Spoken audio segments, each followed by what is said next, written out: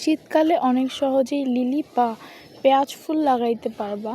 এটা যেহেতু বর্ষার ফুল, শীতের ফুল না, কিন্তু সহজেই শীতকালে তুমি এটাকে লাগাইতে পারবা, এটাকে বড় করতে পারবা।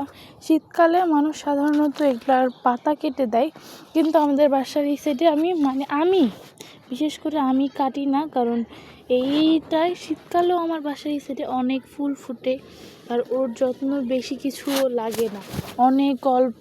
ও একটু রোদ পেলেও বাড়ে, রোদ না পেলেও বাড়ে, কিন্তু রোদে অনেক তরতাজা হয়।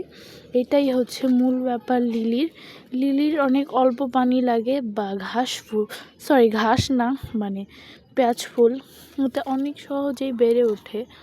এটার অত পানিও লাগে না, গোবর সার আর মাটি এগুলা সপ্তাহে 1 মাস পর পর এটাতে একটু সার প্রয়োগ করলে এটার গাছটা দেখতে আরও সুন্দর হবে।